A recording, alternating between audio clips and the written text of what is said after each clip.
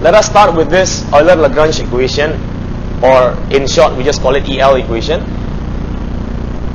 Okay, I know it looks like math, but later on you will see the application in physics, alright? Now, imagine a two-dimensional path, okay, from point A to point B. Okay, just imagine any arbitrary path. Now, of course, it will have various kinds of function. Y equals to a function of x, right? And note that points A and B are fixed. That means the coordinates over there, xa and xb, are fixed. Okay, so the location of the points, the endpoints, are fixed, but the path, okay, it can be arbitrary. Now imagine that. So let a path integral I be taken along any arbitrary path from point A to point B. Now, what is a path integral? If you guys remember that we perform work done, which is integration f dot dr, and that depends on path, that is also an example of a path integral. Okay, so any integration that depends on path, basically, we call it a path integral. Now, imagine that you have a path integral like this, and this function is a function of x and y, definitely, because it depends on what are the points that you pass through. Now, at the same time, it also depends on when you pass through that point, what is the slope? And that is why I put y prime over there. Now, this part, you guys need to understand, okay? The thing is this, so one more time. When you have an arbitrary path, you are passing through, certain points there, right? Now, how to describe that path passing through? Let me take, for example, a point, okay? How to describe a path passing through a point? Well, the coordinate of that point, which is x and y. At the same time, what is the slope of your path when you pass through that point? Because if it is just x and y, then you can imagine this is the location of the point. Then the line can be like this, can be like this, can be like that. That means you can still have like various kinds of path, you see. Which now I want it to be specific, so you choose a specific path, and definitely that path, okay, will have a specific x, y, and y prime at every point. Yeah. Now, and when we talk about a function, you know that this function f is the dependent variable, and then these three that are inside must be independent. You guys know that? Yeah. Independent meaning they shouldn't affect each other. Your x shouldn't affect the y, your y shouldn't affect the y prime, so they shouldn't affect each other. Now, I know that in a way we will be thinking like, but y prime is just dy over dx, what? Yeah. This is the part, okay, you need to understand, okay, when we talk about, look, the x and y over here, we are talking about location, and then the y prime, we are talking about gradient. Alright? And there is no relation between your curve passes through that point and it passes through with what slope. There is no relation at all. Yeah? So the three of them are still independent. Now definitely in physics, that will be something like t, x, and x dot, something like that. Which means time, position, they are independent. That one we can easily accept. But velocity is also something that is independent. So don't think of it as, but x dot is dx over dt. Now, okay, you try to separate them in a sense like this velocity is just another physical quantity. Now, so when I say something like a function of velocity, example, kinetic energy, half mv squared, it is a function of velocity. Don't say that it is a function of position, and don't say that it is a function of time, because explicitly speaking, it is a function of velocity only. Oh, but I can derive the velocity as a function of time, and then I plug in, then it becomes a function of time. Don't do that. Okay, we are not talking about that. Okay, of course, then in that case, it can be a function of anything, right?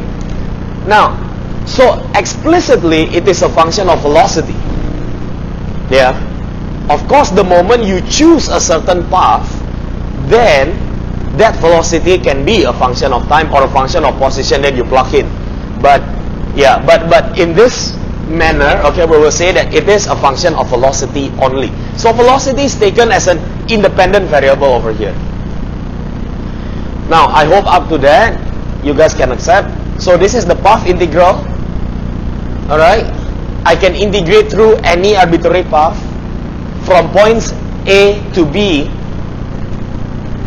and the location of the points are fixed. Okay? Now, so what happens is, because this f is a function of 3 independent variables, definitely when I want to find a small change in f, then you need to do partial derivative, yeah, with respect to all the 3 variables, like this.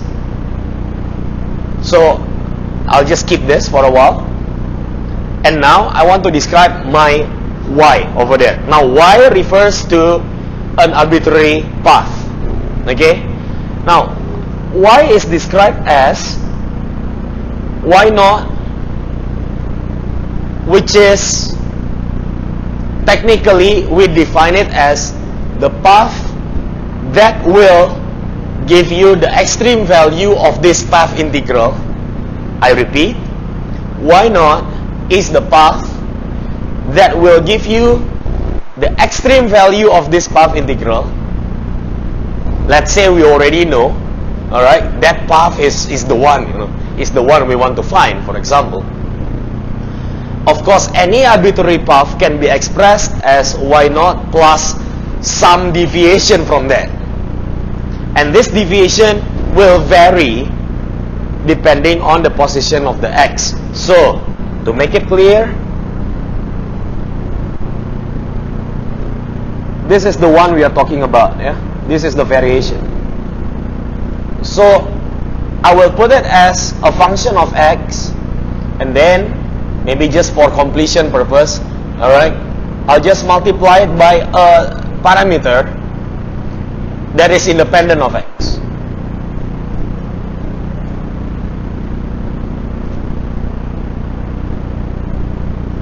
Yeah, I just multiply it by a parameter that is independent of x. That's it.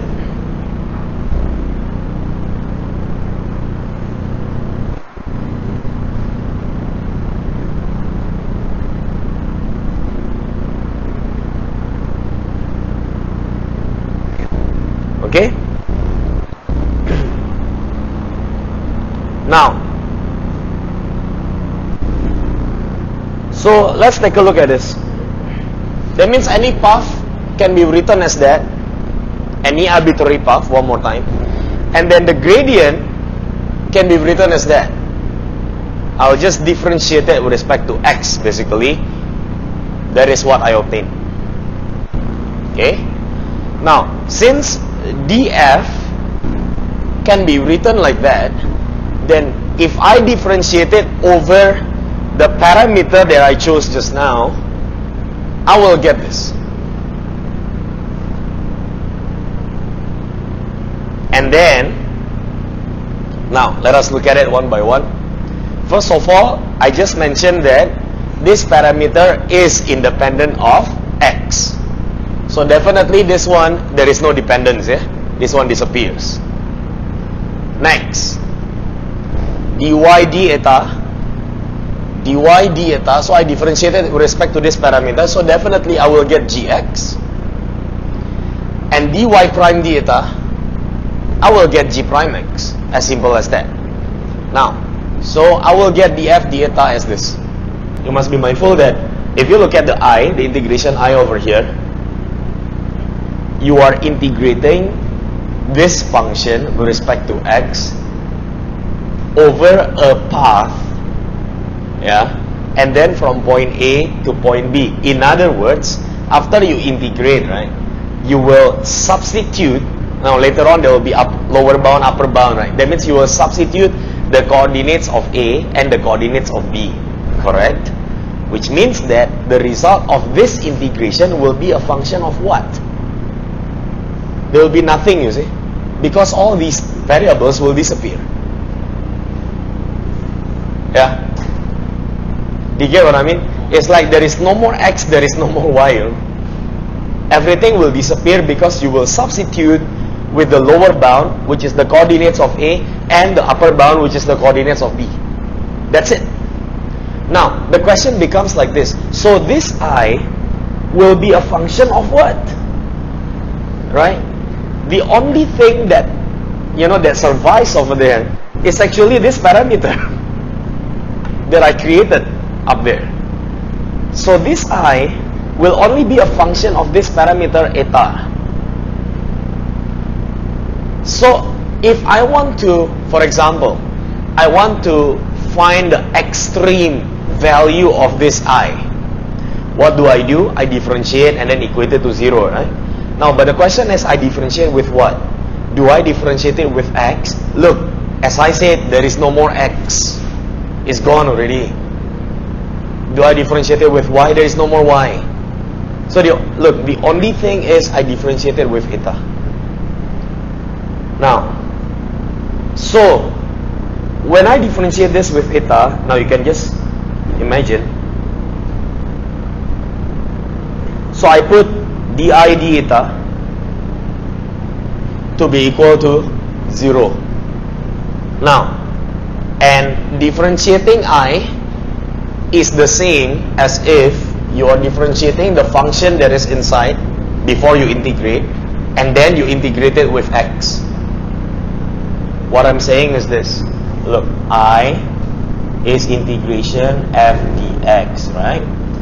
Di d eta, which is d eta integration f dx, is the same as if, now, rather than integrating first and then differentiate, it will be the same as if you differentiate first and then integrate.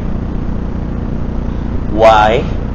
One more time. Because eta and x are independent. Okay? Because eta is independent of x. Now, okay? So now we want to find df d eta.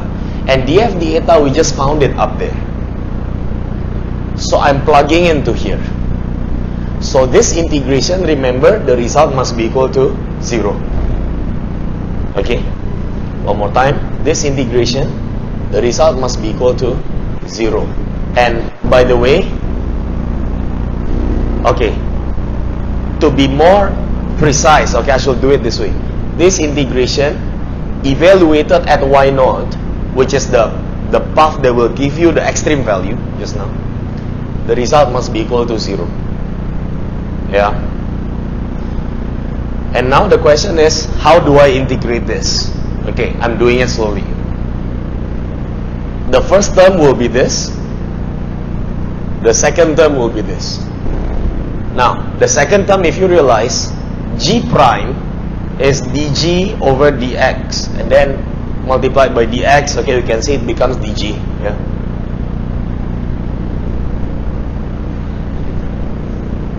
Change what? The bounds. Yeah, no worries, okay, because what happens is, then this will be just g evaluated at point A, and this is g evaluated at point B. This will be x at point A, the position of A, and x at point B. So, I mean, in short, I'll just put point A, point B. Alright? It's understandable. Okay. Now, let us take a look at this. Alright? Let us take a look at this. This thing, where am I? Yeah, this thing. If I were to use integration by parts, now if you look at that, the first term remains here. The first term remains. And then the second term, use integration by parts, that will be this. You guys still remember integration by parts? Alright. Plug in A and B minus G, and then you differentiate that. It's correct. Just accept it. It's correct. Okay. Now this, or if you look at that, alright, if you look at that, I want you to look at all these three terms first. Look at the middle term.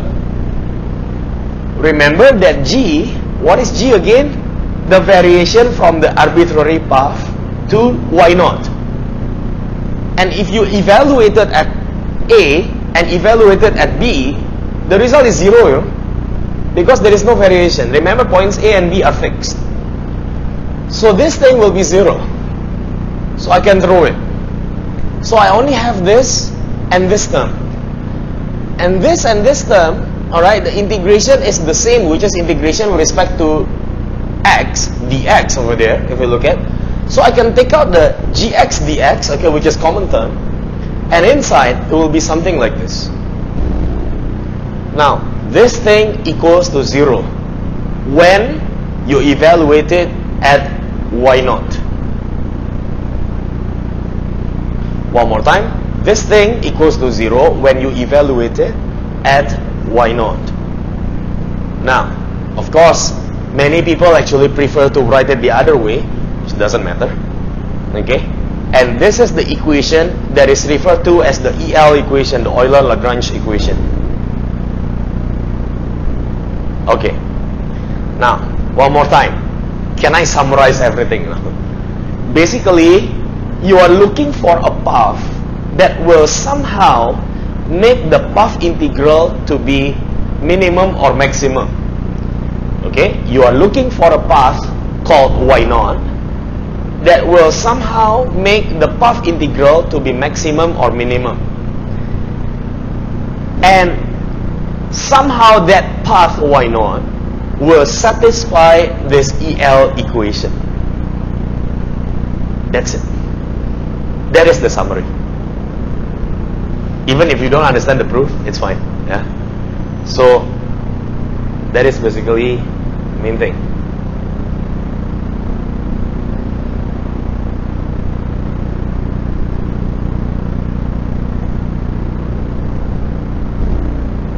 Okay. Now, I give you an example. Do you know the minimum distance between 2 points? Right. Let's say we don't know. Let's say we don't know. So you have 2 points A and B, and then the distance. All right. So you can take any curve, right? Any curve. The length is given by this. Do you all know? Thank you. You all know, yeah? Anybody doesn't know? Alright, so this is the formula for the length of any curve that you draw from point A to point B. Now point A and B are fixed. One more time. So now I want to find the minimum distance between points A and B. So I know that there is a curve by the name of y0, for example, that will somehow satisfy this EL equation, whereby the f will be the integrand over here. So I just plug in. Alright, now look at this. This I differentiated with y prime, and this, okay, and this becomes this. Okay, when I differentiate it partially with y prime, it becomes this. Be careful, one more time, there is a partial derivative and there is a full derivative there. Yeah, they act differently, you know. Later you will see in some examples.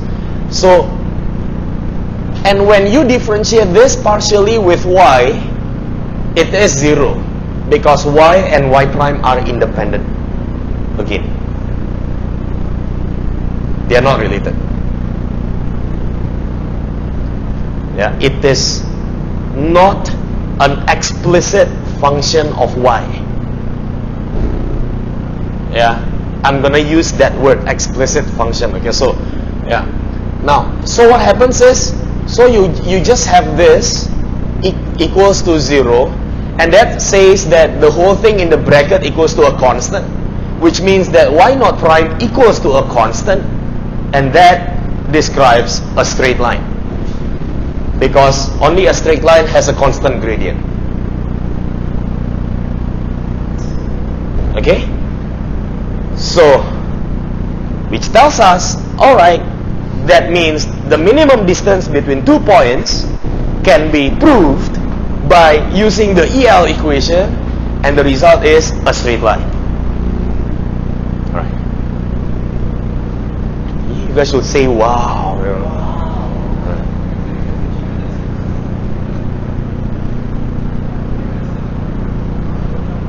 So, for example, okay, if your class is having a break and you are all going to the canteen, you should tell your friends that hey, let us find the shortest distance, okay, to the canteen.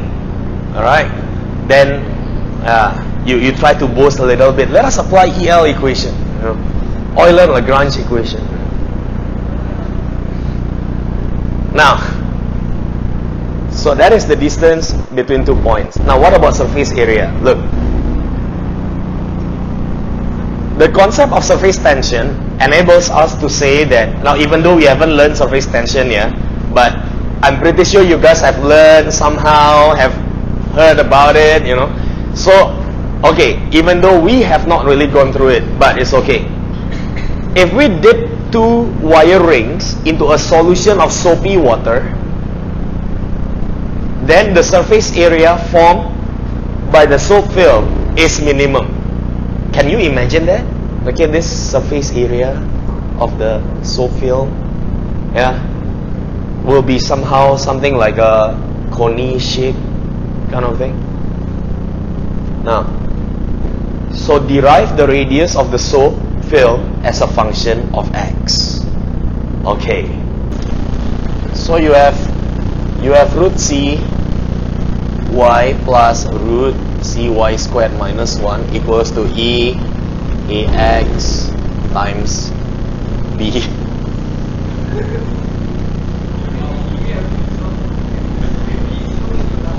Well, all constants, just constants, okay. Now, so let us solve this. Now, so we have cy squared minus 1. Okay, that will be be2ax. Okay, plus cy squared minus 2 b root c y e ax.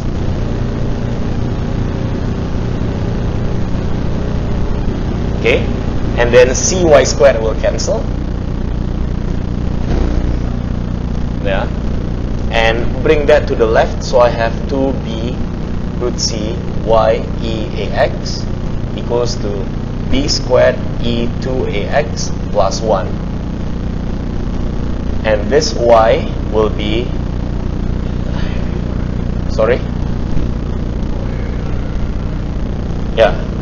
will be something like eax and then e minus ax, divided by 2, well, or whatever coefficient they are. Basically, you can see that it is a cosine hyperbolic function, right? Now, so it will be just something like a cosine hyperbolic function of bx. Or whatever. And then you can find all the constants, basically.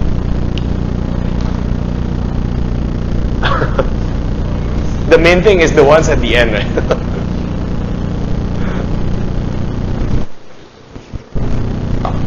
Yeah. Now, some people will be able to point out straight away, okay, from the substitution just now, like this, okay, that hey, why don't we try to use cosine hyperbolic, for example? Okay, because cosine hyperbolic minus 1 will give you something. Yeah. You can do that if you are familiar with it. If not, then just do as per normal.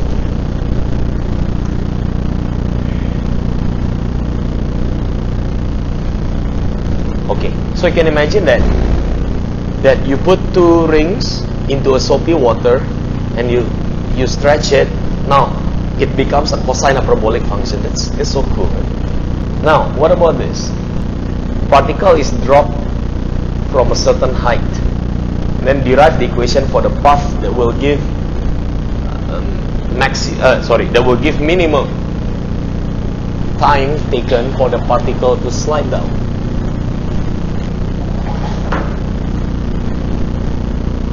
Yep.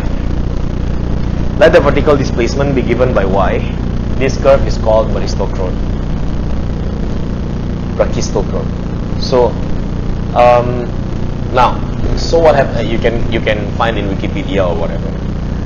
Now, basically, I think you can find this in Science Center, all those places. Yeah, it's like, or maybe in our physics demo lab as well. Like this kind of path compared to a straight path, compared to whatever, and then you drop the ball. Then which one actually reaches the bottom first? That will be the one that takes the minimum time.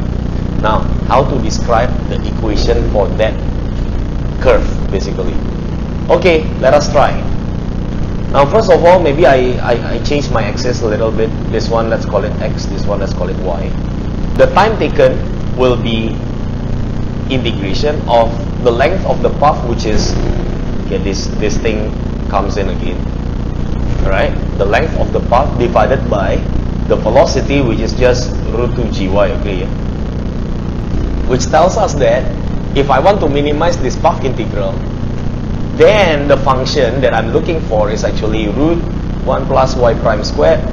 Okay, I make the root to be bigger, right? Then divided by y, because the 2g is just constant, so just leave it.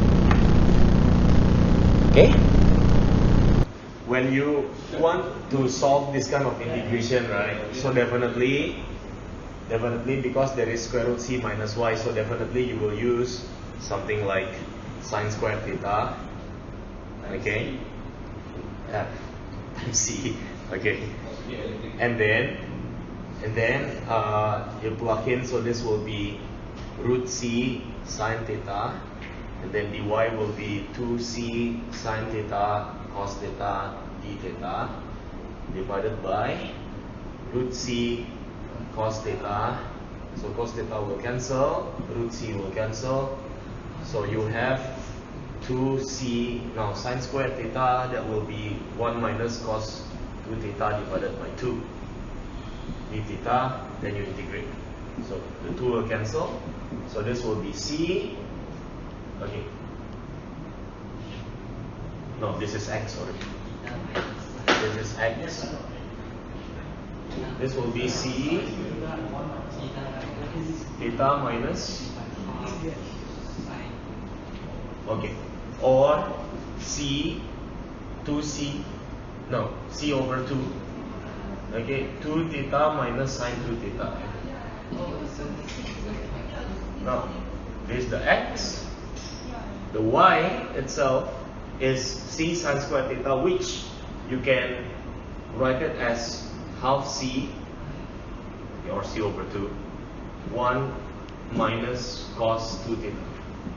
Okay, now of course afterwards let us redefine the half c, right? So the half c, we redefine it, let's call it r, something like that. Okay, then you can see that the 2 theta over there, you can just redefine it as phi or whatever. Just redefine it as theta for all time's sake. Good. Okay, and you can see that that is the equation for cycle.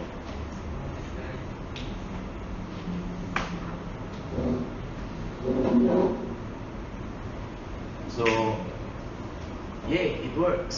So the curve must be cycloid.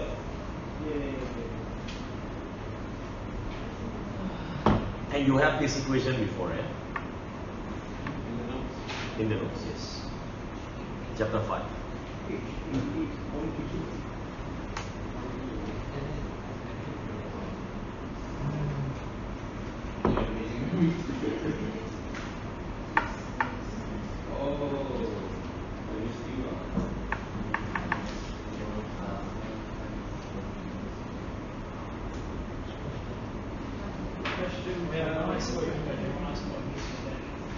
Good. But then you're going on how we can use theta as a generalized coordinate. You can use anything as a generalized coordinate. We can use a linear combination of even x is a generalized coordinate. Wait, what? Well, that's what you do for a double pendulum, right? It's not what you do for a double pendulum. For double pendulum, I did r, no, I used x1, x2, and then y1, y2. Then y1, y2 I expressed it as the L1, L2, and so on.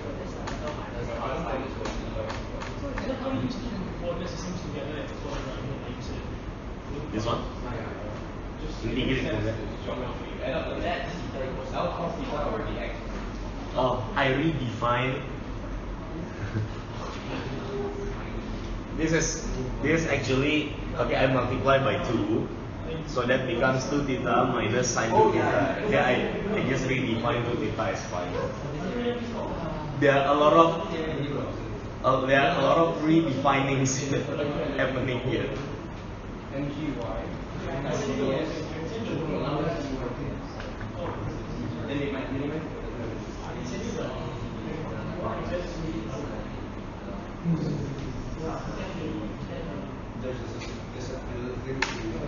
If everything okay, is everything okay? I know everything still feels like math. Yeah. After this, we'll get to some physics.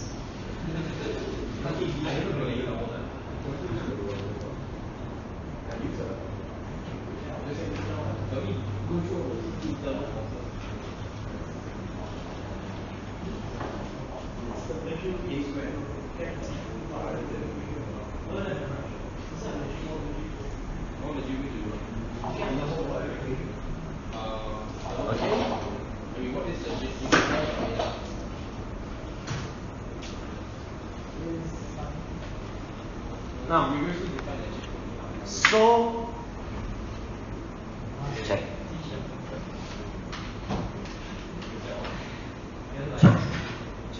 Check.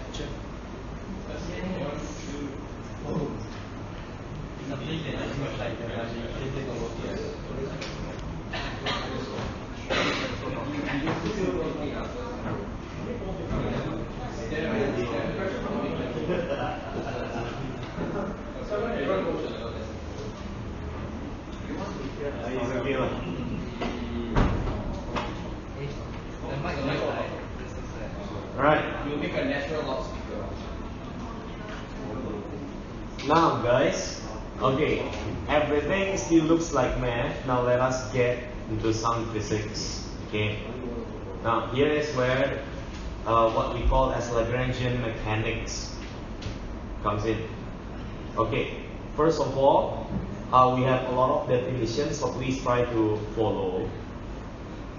Now, in general, first of all, kinetic energy is symbolized as T. Why not K?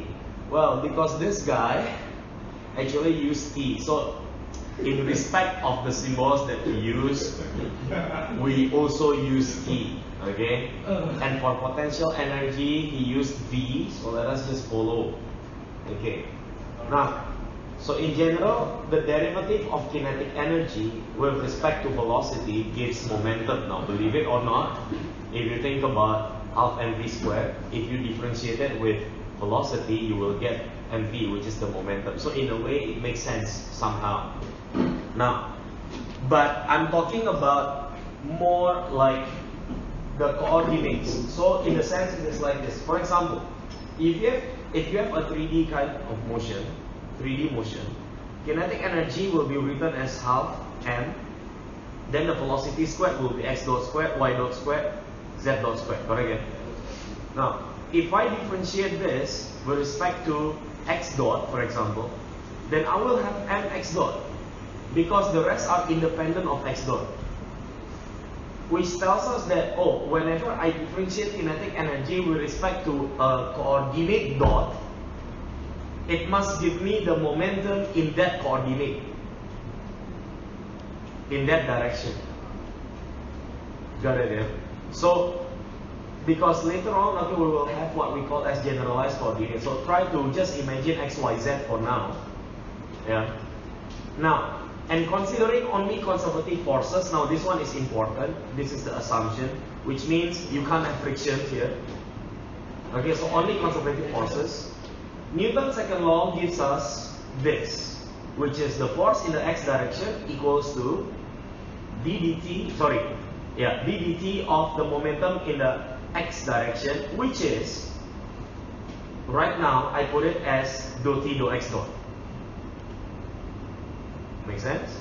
Because force equals to dp dt. Okay? Now, the same thing with Newton's second law in the y direction and Newton's second law in the z direction. And then, And then we want to argue something like this. Usually, V is the potential energy of the system, and usually, this T, kinetic energy, does not depend on position. Think about it. Have you ever seen an expression of kinetic energy that depends on position? It's like, usually it depends on the velocity. I don't care where the particle is, correct? Yeah. I only want to know what is the velocity, then I tell you the kinetic energy. I don't care where it is. Now, and usually also, potential energy does not depend on velocity. Potential energy is like, oh, what is the potential energy here? What is the potential energy here? And so on. You don't care about, oh, but how much, how fast does the particle move? No, you don't ask them to get the potential energy. So only the position, not the velocity. As such, I actually can combine this equation, alright, one of them, let's say the x one, into this, because, one more time, this v does not depend on x dot, so technically it's 0, so it reduces to that. And this t does not depend on x, so this one is 0, so at the end it reduces to this. So actually, the whole thing can be written as this. And this one can also be written as this, and this one can also be written as this. And equivalently for other coordinates, which means even if you use polar coordinates, for example, this r and theta, you can just plug it that way. Now, so this guy is very smart, right? This Lagrange guy. So he said this. All right, let me define a physical quantity, and I call it Lagrangian, of course. If it is Mr. Ricardo, I will call it Ricardian or something. Alright, so Lagrangian. Now Lagrangian is defined as kinetic energy minus potential energy. Now it's like, huh? What kind of physical quantity is that? I don't care, right? I define it as Lagrangian. Alright? What's the physical meaning of that? I don't care, you see? Now, I mean, if it is plus, then we know it is total energy, but it is minus now. Such that the following EL equation, alright, is actually equivalent to Newton's law. So this guy says that, look, whenever you want to do Newton's law, right, I give you alternatives. Use Lagrangian. Alright? When you use Lagrangian, this is the equation that you need, which is the EL equation, but you use the Lagrangian there. Right. Now, and of course, okay, the Q over here is what we call as the generalized coordinate. When you see the arguments of this function, it looks a bit scary because there are factors there. Technically, you have several variables there, which is t, for example, x, y, z, x dot, y dot, z dot, for example. Yeah. Or in other coordinate system, up to you, okay, you can just put it, okay, whatever it is. So we call it generalized coordinates, okay, this Q. Okay.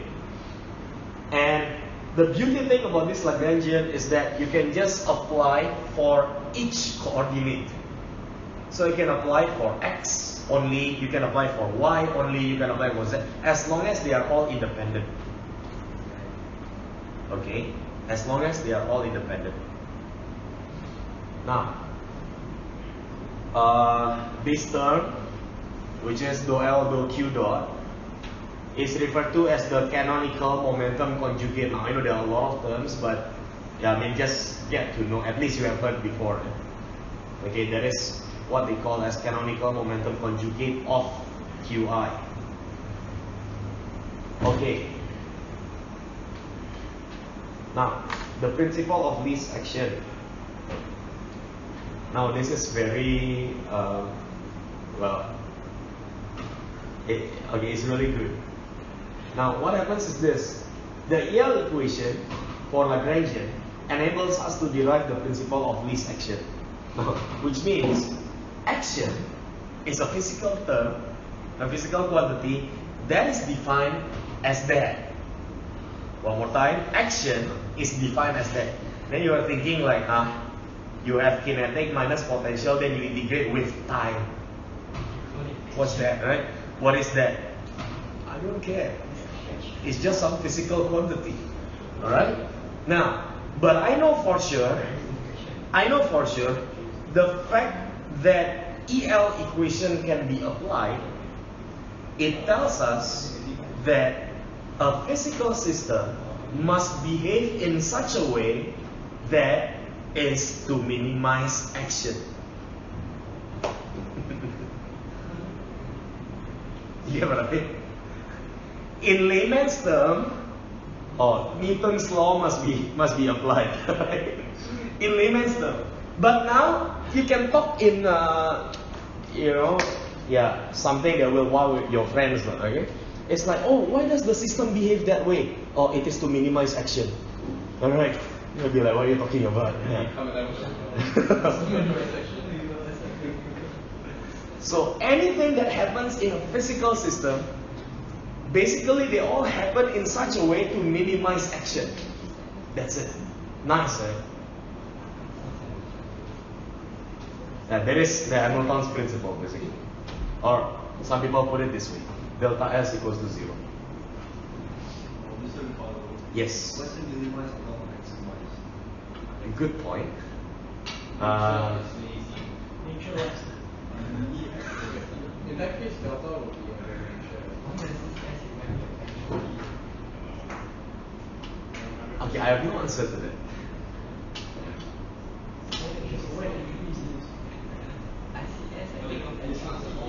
But why would a physical system maximize its action?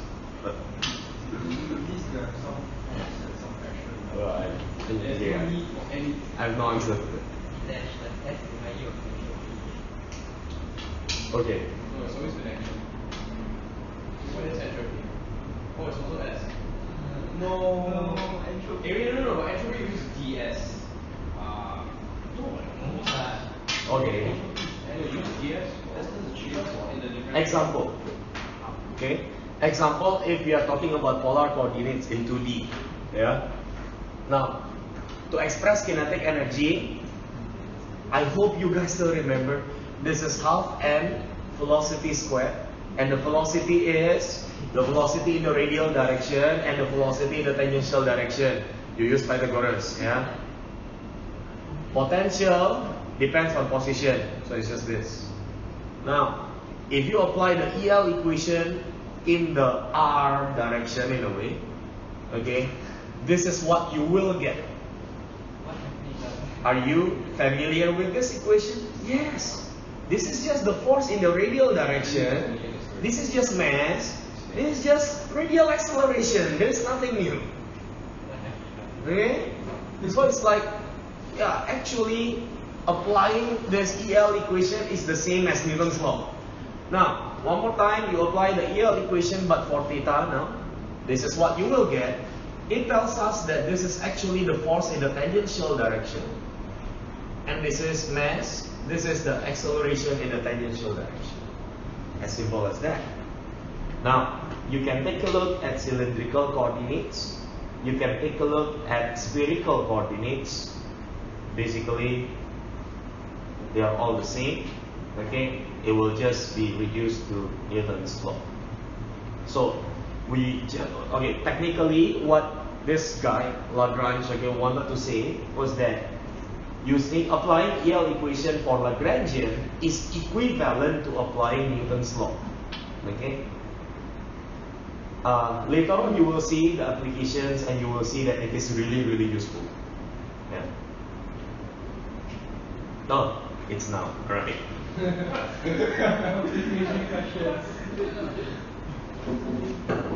Let's take a look. All right.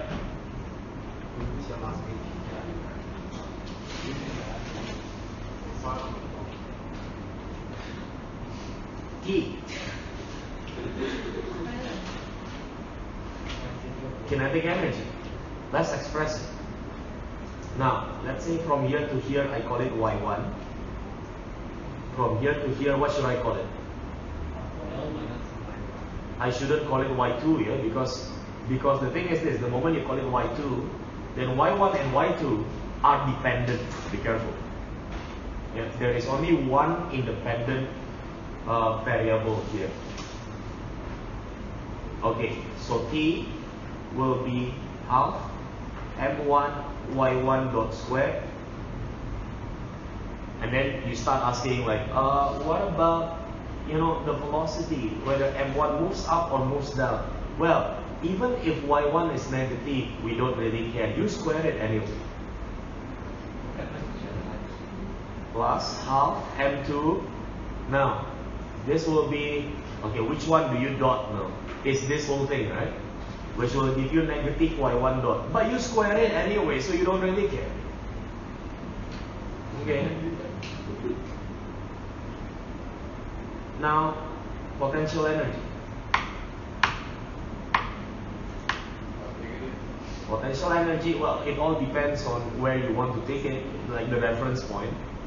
If you take, for example, this part, okay, to be your zero reference, so this will be negative m1 g y1, and then negative m2 g l minus y1. Now let me show you. This one is actually m2 minus m1 times g times y1 plus some constant, because m2gl is just a constant. Now, remember, I said this before, a constant in the potential energy term has no effect. It doesn't affect any behavior, any equation of motion. So you have the Lagrangian itself, okay, which is t minus v, and that is given by half m1 plus m2 y1 dot square minus m2 minus m1 g y1, and of course I don't care about the constant. Now you have d dt of dou L dou y1 dot minus dou L dou y1 equals to 0. That will be d dt. Now dou L dou y1 dot will give you m1 plus m2 g y1 dot, and then dou L dou y will give you negative. Where is that g? No, Yeah, there's no g. there's no g. You saw properly.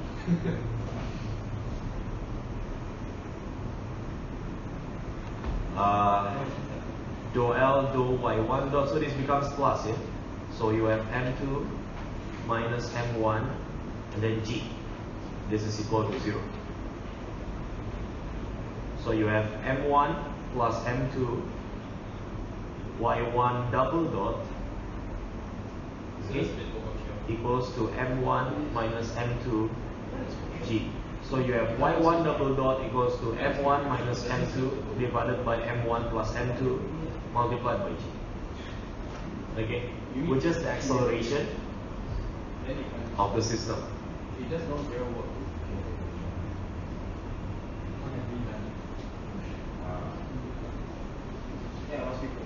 Right? Yeah, understand that you will think that, oh, why should we even use this? And now, think about it. If you use Lagrangian, think about it. Number one, you don't need free body diagram. Okay? You don't need all the forces. You just need the coordinate to express the kinetic energy and the potential energy. That's it. You don't need a constraint. The rest is just math. Now, the problem is when it comes to a question, let's say there is a question like this in the Olympiad. What happens is, if you use Newton's law, you draw the FBD, you get 1 mark. Okay, you write down Newton's law correctly, you get another mark. Or relevant steps, you get another mark. And then final result, you get another mark. The problem with Lagrangian is that, look, in the very first place, it has no physical meaning at all. Yeah. Why should I even mark it? Why should I even give you the marks? And then applying the EL equation, like, it's just math. And math all the way until you get the final result. So this is what the organizers usually told us, that You know, if you want to use Lagrangian, the moment you make a mistake in the middle, you will get 0. That's it.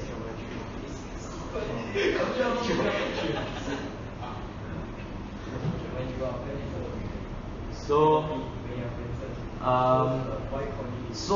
if the thing is this, so if the system is easy enough, usually what do? Well, Newton. I will do Newton, and then I solve everything, right, the whole paper, and then I still have some spare time. I check using Lagrangian. Usually, that's what I will do. But for more complicated system later on, you will see, I better just use Lagrangian and make sure that my Lagrangian is correct. For a statics problem, can we get the equation of motion and then set acceleration to 0? Yeah. Now, so consider massive pulley. That will change not the potential energy, because the potential energy of the pulley is a constant. So potential energy remains the same, but the kinetic energy will change. Kinetic energy will have, first of all, okay, it's the same like the previous one, plus half mr squared. Yeah. Theta dot is equal to y1 dot squared over r squared. R. Oh, yeah. Okay. So this will be half m1 plus m2 plus half m y dot squared. I think you guys can compare and see the only difference is just this half m. So y1 double dot will be equal to m1 minus m2 over m1 plus m2 plus half m.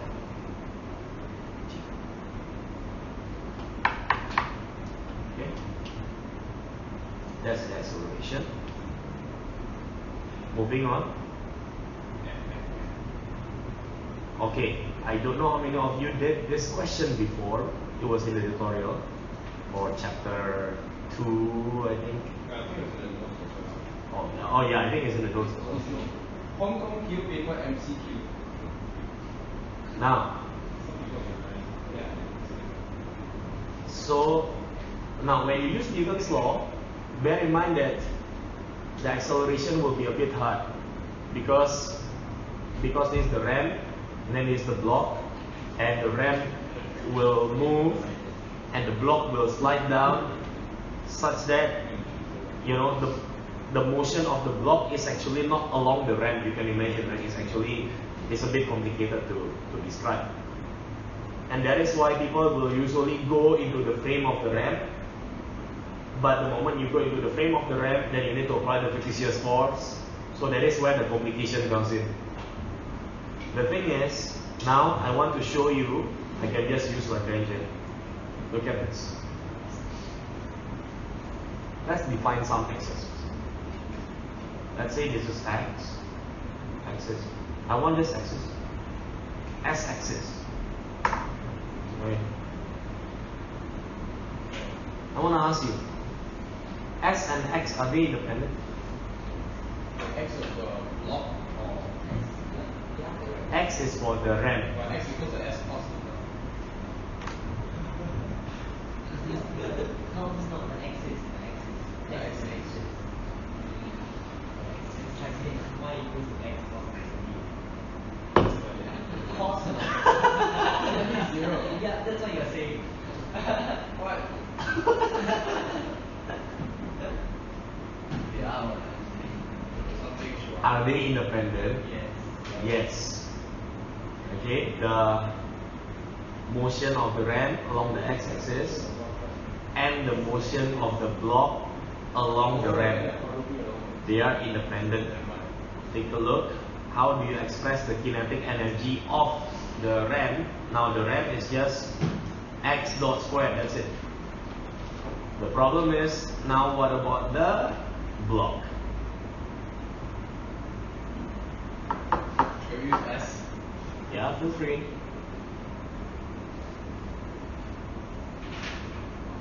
If I write it as s dot squared, I'm wrong, because the motion is not along s. Oh, it's along X and S. Yes. So we do X dot square plus S dot square. Wait, no. They are not perpendicular. Vector addition lah. So s dot squared plus x dot squared plus 2s dot x dot cos theta. Do you know this? What is that's cos. Wait, it's plus because it's like Plus. Wait, would it be easier to use y then? Or are we solving it for Okay. And then minus the potential energy. Well, I wouldn't write for the RAM because it's constant. I will write for the block only, which is just mgs sine theta. Wait, so, yeah, it should be a minus. Plus. Cosine rule is a minus. Plus. Yeah, theta is not obtuse. Plus. 5 plus. What? S is in the Look. Okay. If theta is 0, it must be s dot plus x dot, right? Oh, we can check the cases. Yeah. So it's correct. Okay. The angle is actually obtuse. Look at this. Oh, we looking at the row. Look at this. This is a triangle, right? Oh. The angle is actually obtuse. Oh, you're supposed to put It is 180 minus that theta. Okay. Whoops. Okay. The easy way to remember is if it is factor addition, then it's plus. If it is subtraction, then minus. Just that. Okay. Now anyway, so let us do it for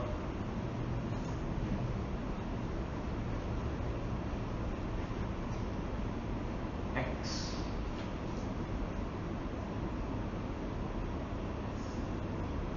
So I have n plus n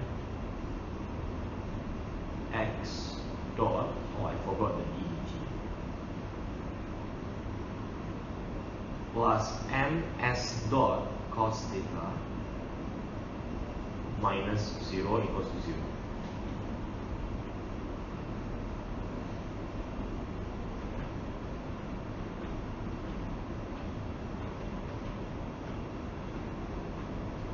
Okay, and this will give me m plus n x double dot plus m s double dot cos theta equals to 0. And actually, you guys should say wow because of this, because this equation is, what equation is this? Conservation of momentum. Conservation of momentum. Exactly. Wow. Very slow. It's like, this basically saying that the center of mass is not accelerating.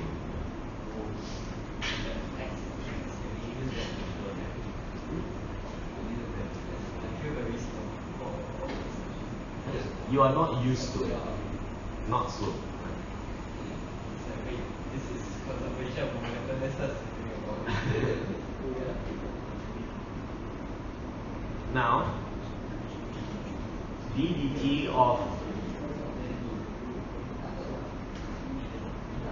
the good thing about having two independent variables is that you can have two equations because you can do this separately. So now you do it for s, that will be ms dot. I forgot the d dt again. ms dot plus mx dot cos theta, and then minus, now it becomes plus mg sine theta equals to 0. I can cancel the mass actually. So I will get s double dot plus x double dot cos theta plus g sine theta equals to 0. Now, I can just substitute s double dot from here, okay, which is just minus m plus m over m cos theta, and then plus cos theta, and everything multiplied by x double dot plus g sine theta equals to 0. X double dot is mg sine theta over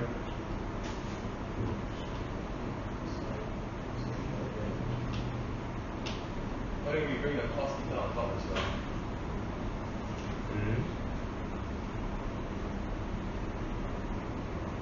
There we go.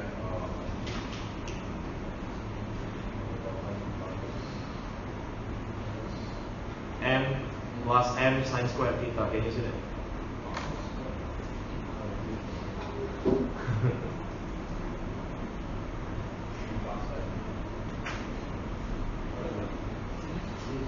It is algebra.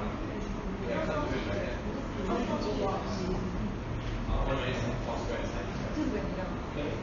That's all. Yeah, but Yes, that's all.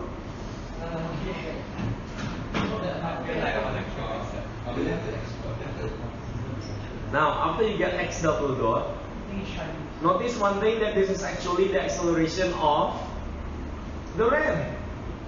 And we got it. Without applying any normal force, fictitious force, whatever. That's it. what happened to the wedge? To the, What happened to the... Oh, we can plug it back to that. to the block, not yet. So s double dot, yes, we can make use of that, the first equation again. So s double dot is just negative of m plus n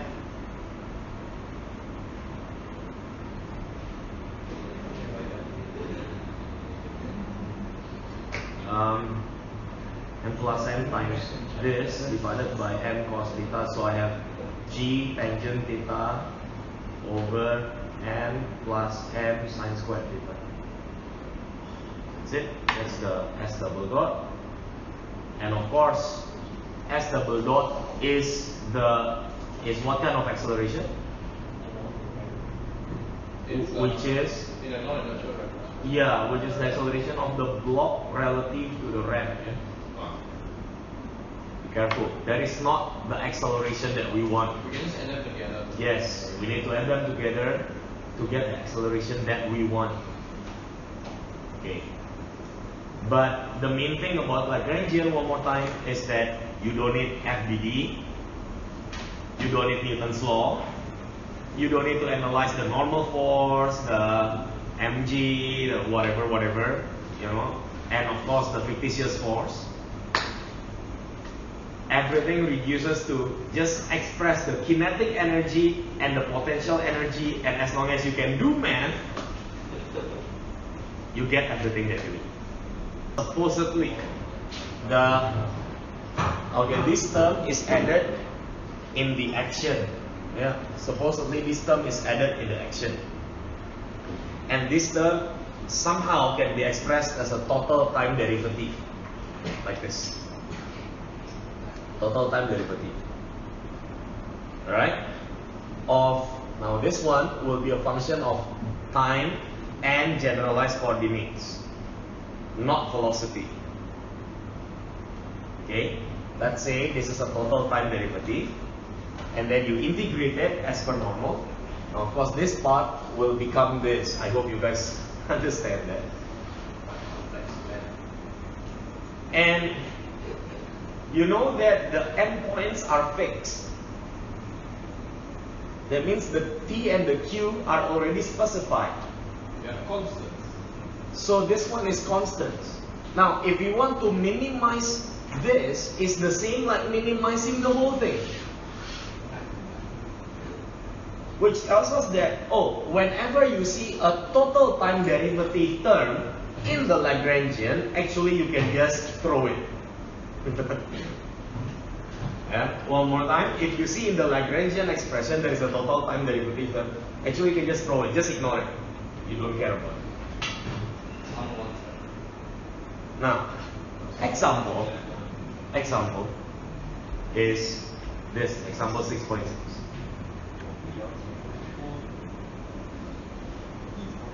Okay, read the question. The question has been read. Yeah, read the question.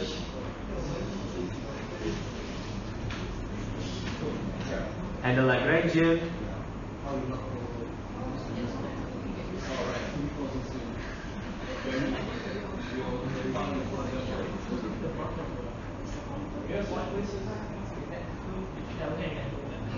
Or tomorrow we should have a private time. I want to talk to you one by one. About our chances of not failing next year? No, you have to put it correctly. It's about your passion and your interest in physics. Passion and ability. Passion and ability. And your competency. Ability and competency. And adequacy. And inadequacy. I think it's just a combination of the two. So it's going to be us and After talking to me, alright, after talking to me, you will say, wow, physics is the best. Stay here to learn Semua everything you learn Hamiltonian energy from China. So, I wonder why. because it's not taught there. we are not learning campus. the kinetic energy will be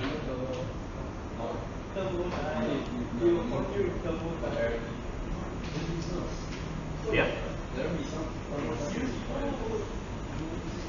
Then Why is there like potential energy will be oh, that's the big X. potential energy will be like this. Yeah. Yeah, I guess that's it. So this will be half m e squared omega squared sine squared omega t minus m a omega x dot sine omega t What's your total time derivative? plus half m x dot squared That was the first one. minus half dx squared. It's changing. Oh, by the way, why is it minus? Hmm? Why is it minus? Oh, because you take a derivative and then goes up. Yeah. Oh,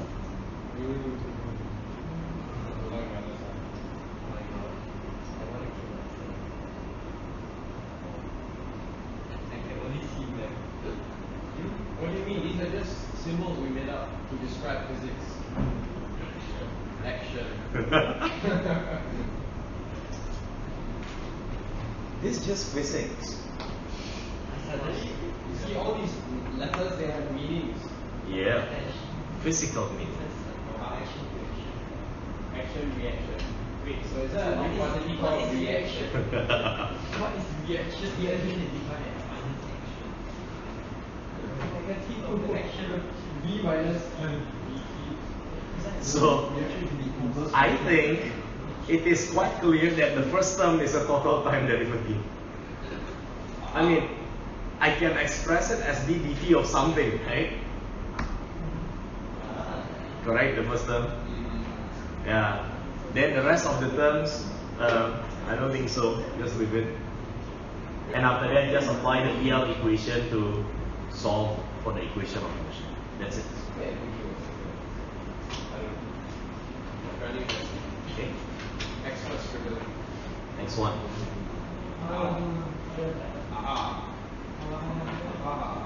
Cyclic coordinates. I feel like I want to kill myself. You're just not used to it. Not used to freezing. Huh? Not used to killing yourself.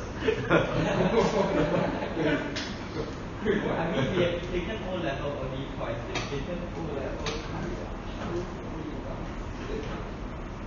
Okay. Now, can you imagine if the Lagrangian does not depend on coordinates? Now, imagine if the Lagrangian does not depend on a certain coordinate. Let's say it depends on x, it depends on y, but it does not depend on z. Just an example. Yeah. Now, that means from the EL equation, you know this. Yeah. Because dou L dou Q will be 0. That means dou L dou Q dot is a constant of motion. Okay. Now, example. Consider a particle in Cartesian coordinate if the Lagrangian does not depend on x. Now, what usually depends on x is the potential energy, right? If the potential energy does not depend on x, we all know that there is no force in the x direction. Okay? Now, the thing is, if the Lagrangian does not depend on x, I know that this, which is just mx dot, is a constant of motion, which means if there is no force in the x direction, then the momentum in the x direction is just constant. Yeah, it's just again, it's an alternative to Newton's law. Now, consider a particle in polar coordinates. If the Lagrangian does not depend on theta, then that is a constant of motion, and we all know that it is just the angular momentum, mr squared theta dot. Okay? And again, this kind of force will be referred to as the central force. So the Lagrangian does not depend on theta.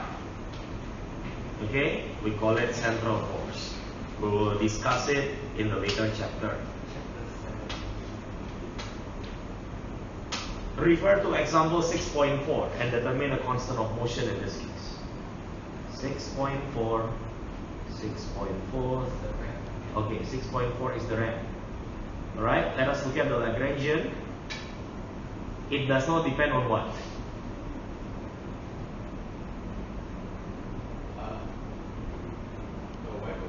X. Yeah, it does not depend on x, which tells us that dou L dou x dot, which is this one, is a constant of motion. Okay, so this thing is constant, but we all know that it is just conservation of momentum in the x direction. Yeah, that's it. So that is what we call an S cyclic coordinates. Move on. Hamiltonian. Okay, I know it's information overload, but yeah, it's okay. It's a little bit more. Yeah. Hamiltonian is a physical term defined as this, and then you're like, so what is this? I don't know. I don't care. Right? It's just a definition. So Hamiltonian is defined as this. Think about it. There's like dou L dou x dot times x dot, dou L dou y dot times y dot, dou L dou z dot times z dot. So in the Cartesian coordinate, of course, m is 3. Yeah, it is 1, 2, 3. Okay, and then after you add up all those things, you minus off the Lagrangian itself. So that is defined as Hamiltonian. What's so good about that? Actually nothing, yeah. But let us see the beauty thing about it. First, I want to find the full derivative. This is full derivative, not partial. Full derivative of Hamiltonian with respect to time. Pay attention. Okay, full derivative of Hamiltonian with respect to time. Now what happens is, why is there a sigma over here? Because as I said, just imagine x, y, z. So 1, 2, 3. Yeah. So you will differentiate this. Just imagine for the x term. So you have dou L dou x dot times x dot. You want to differentiate with time. Definitely you need to do product rule because there are two terms there. The first term will be this. So you differentiate the first term. This is like u prime times v.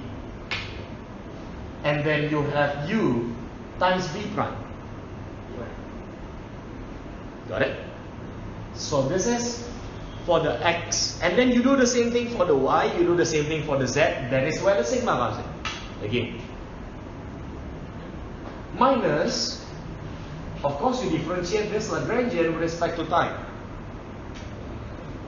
Yeah? Now. Okay.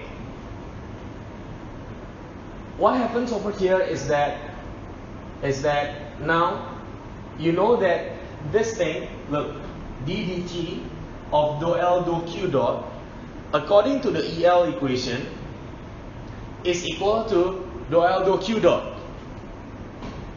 So I'm changing it, I'm substituting it. Alright, so this is what I have. And then, how do I do full derivative of Lagrangian with time? Now, you guys must remember that Lagrangian is a function of t, q, and q dot. So if I want to differentiate this Lagrangian with time, I need to differentiate one by one. So with respect to t, which is the first term here, with respect to x, y, z, okay, which is basically this term,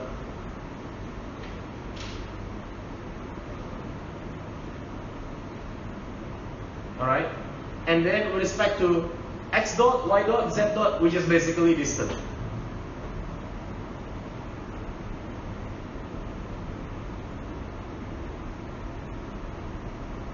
Blank. Alright. Okay. Look. Okay, t, x, y, z, x dot, y dot, z dot. Let's say Cartesian, yeah. So the L dt. Huh? We abuse the sigma sign of that. Yeah. Which is why you don't see it. It's okay. The L dt will be, now I need to differentiate one by one, right? Yeah. So dou L dou t. Be careful. The L dt and dou L dou t are different things. Okay, so I'll be doing dou L dou t multiplied by dt, which is just 1. Okay, plus dou L dou x times dx dt, which is just x dot. Okay, plus dou L dou y times dy dt, which is just y dot. Now, and do the same thing for the z, and then dou L dou x dot times dx dot dt, which is just x double dot. Okay, so can I change it to sigma now? Alright? Okay, good. So this is the whole thing, and then you realize that this whole thing and this whole thing are the same thing. This whole thing and this whole thing are the same thing. Which means that it is just negative dou L dou t. Now look at this. The second to the third. So, okay, which one you don't understand? Ask me first. The first sigma, right? Uh-huh. D over dt, dou L over. This is just EL equation. This thing equals to this. Applying the EL equation. You use conservation right. So just like Yes. No, it wasn't. This thing. This thing. This is the one. oh yeah. So this is T. This is all the Q. This is all the Q dot. Yeah. So if I differentiate with time, yeah, we'll just expand everything, and that can be summarized in the sigma. But you only have one L T. Yeah. So it tells me that this quantity, which just now we say that what is this? I don't know, I don't care, right? This Hamiltonian, we call it. So this Hamiltonian, if you differentiate it with time, the result is equal to negative of partial derivative of Lagrangian with time. Which tells us that if the Lagrangian does not explicitly depend on t, now it must be explicit, eh? If it doesn't explicitly depend on t, then this has to be 0. One more time, explicit, it doesn't mean like this. Oh, it depends on the velocity, but velocity changes with time, what? So it is a function of time. No. It is explicit, alright? So in the expression itself, there must be t there. So if there is no t there, then this one is 0, and dh dt will be 0, which tells us that the Hamiltonian is actually a constant of motion. Whatever you get, it is a constant of motion.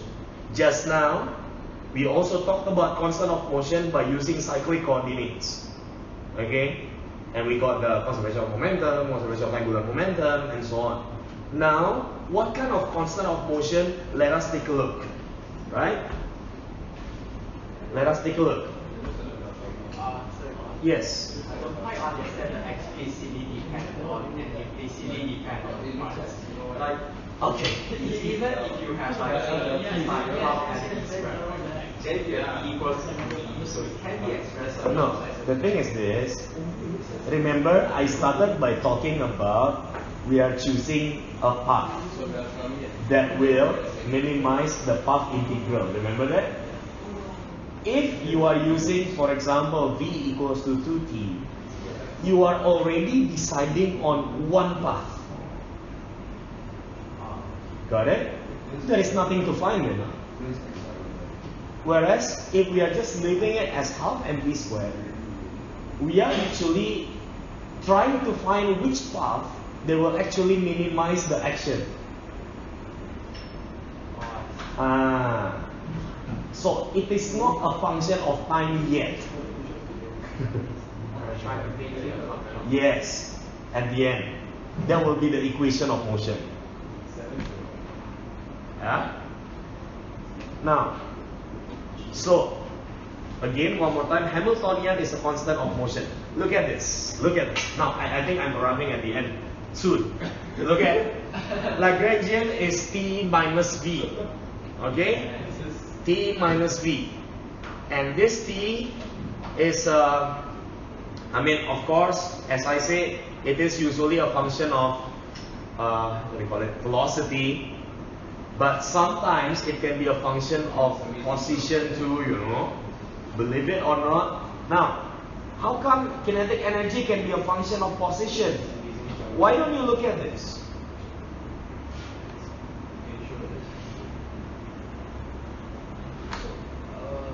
Okay. Okay, in this case, maybe not. Well, sometimes in some expression, pay attention, the kinetic energy may contain position. Okay? Sometimes. Maybe we haven't seen it yet. Sometimes, in our mind, we are thinking that kinetic energy must be a function of velocity squared. But let me tell you, sometimes it may contain this, you know, which is velocity to the power of 1. Yeah. So, again, what we are used to seeing may not always be true. Okay? So, now, and that is why what happens is this now. I want you to understand about homogeneous function.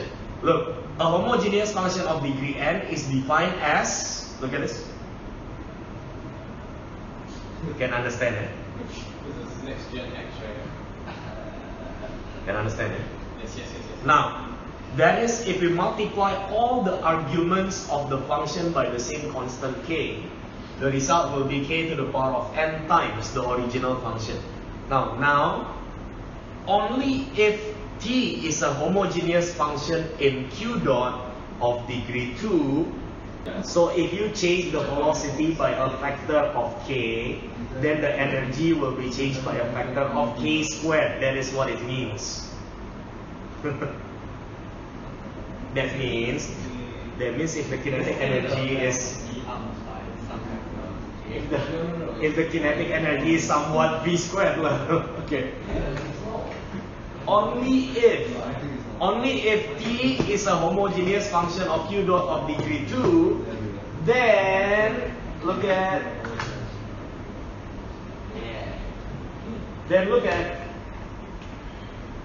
now dou L dou q dot, which is just dou T dou q dot, yeah, because the potential energy does not depend on velocity usually. So that's it. Now the result of this will be 2t. Now believe it or not, because if t contains, look, if t contains x dot squared, y dot squared, and z dot squared, for example, then you differentiate with x dot, it will be 2x dot, and then you multiply by x dot, it will be 2x dot squared. Then it's twice. Then you do the same thing with y dot, you do the same thing with z dot, that becomes 2t. And the Hamiltonian, okay, will be this whole term, which is just 2t, minus the Lagrangian, which is just t minus v. That will give you t plus v, and it tells us that the total mechanical energy is a constant of motion only if the Lagrangian is a homogeneous function of degree 2 of the velocity. Okay? Now listen. And this is very cool. If you look at, for example, okay, example 6.3, right? Example 6.3. Example 6.3, look at the expression of your Lagrangian again and ask yourself, can we apply it now? Is Hamiltonian a constant of motion? Okay, one more time. Is Hamiltonian a constant of motion? By looking at your Lagrangian. This is the Hamiltonian. And because we can conclude that it is a constant of motion, what do I do now? I will just do h dot must be equal to 0. That's it. Look at. H dot will be m1 plus m2 y1 dot y1 double dot plus m2 minus m1 g y1 dot equals to 0. Cancel the y1 dot and you get y1 double dot equals to m1 minus m2 over m1 plus m2 times g. Yay! You do need Lagrangian. What is Newton? Total energy is 0. Yeah, the No, but that is if you know that energy is constant. No, but it's slightly more general Because in the example, I think 6 point something just now, the one that is not a homogeneous function of degree 2, yeah, then you can't apply this because Hamiltonian does not give you the total energy actually. So we have half mv cubed just going on. You have 2t plus v instead. Okay. Now, what about this? Okay, the ladder. Again, the Hamiltonian will be 1 over 6 ml squared theta dot squared. Okay, and then plus mg L over 2 cos theta. What do we need to do? T 0. Theta double dot minus mg L over 2 sine theta dot equals to 0. Throw up the theta dot. Throw ml 2g theta 3g over 2l times 0. That's it. You can make use of the Hamiltonian as a constant of motion. Technically, it's just conservation of energy. Yes. So if energy is conserved and your kinetic energy is v squared, then you can just express it. No. Okay, wrong statement. If the kinetic energy is a homogeneous function of degree 2 of the velocity, So basically it's something. then Hamiltonian does not change with time. wait, no. Wait. Okay, don't mix up, guys. Listen. If the Lagrangian does not explicitly contain T, okay, then Hamiltonian is a constant of motion. Whatever the Hamiltonian is. Okay? Wait, so we're going to set it to some constant h1 or something. Yeah. It is a constant of motion. And then, if the Hamiltonian is a homogeneous function of degree 2 with respect to the velocity, then the Hamiltonian equals to the total mechanical energy. So in this case, the total energy is the constant of motion.